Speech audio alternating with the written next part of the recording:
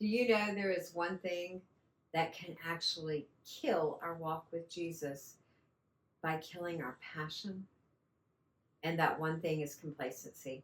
Today, I want to talk to you about complacency and what happened when the apostles became complacent.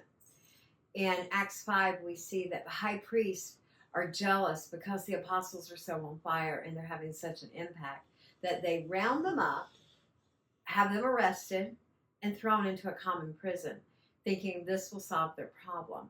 But God steps in and he intervenes and he sends an angel to break the chains. We see that in Acts 5:19. It says, "But during the night, an angel of the Lord opened the prison doors and led them out." So God sent an angel to set them free. Of course, that had to have put them on a high. Imagine, when God does that amazing thing in your life that you've been praying for, you're like on the spiritual high, you're on fire, you think God's got you, and you feel invincible because God has done this miracle in your life. So when we flip over to Acts 12, now during this time, Paul's been converted. There's been a lot of stuff happening.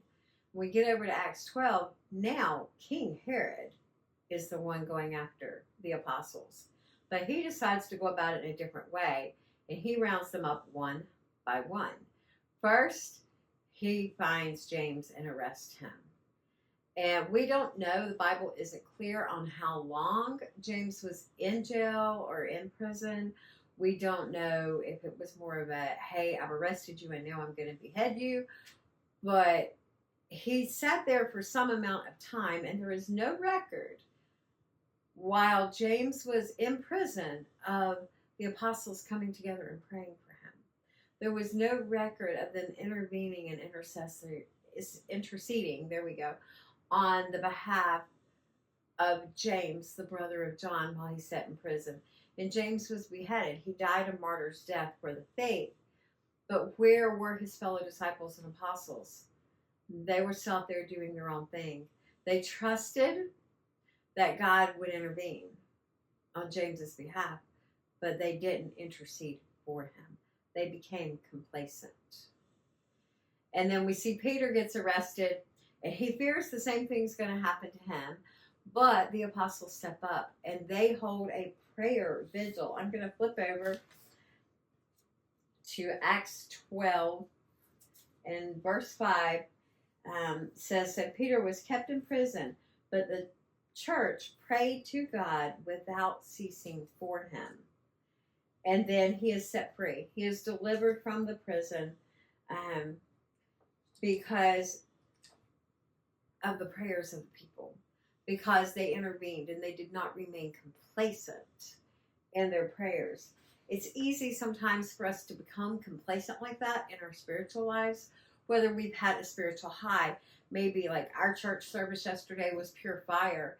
So I could be on a spiritual high and think today, well, yeah, I got a good feeling yesterday. I'm all right today. So I skip time with God today. And then tomorrow I've got a lot going on and I get busy. So I skip time. By the middle of the week, I'm feeling kind of complacent about things. It's okay.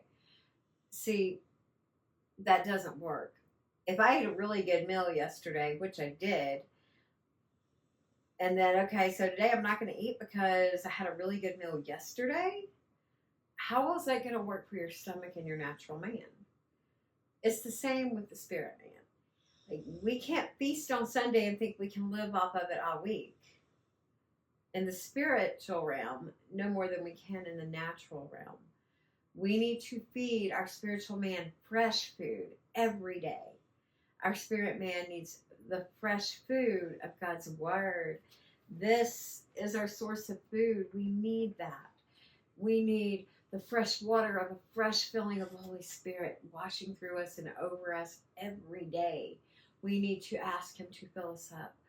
We get filled up by spending time in God's word, by spending time in prayer, talking to God, by spending time in worship, just getting into the presence of God. And doing that helps us avoid the complacency that ultimately can kill our passion and our faith in God. So today I want to challenge you. Don't be content. Don't be complacent. Let God disturb your norm today and spend some time in His Word, spend some time in prayer, spend some time in worship. And maybe you're a person that gets up and reads your Bible every morning. Then give God an extra 5 minutes. Or maybe you read your Bible and pray, but you've never incorporated worship. Add it in. Change it up by adding to it and seeking God just a little bit more, and see what God does in your life this week.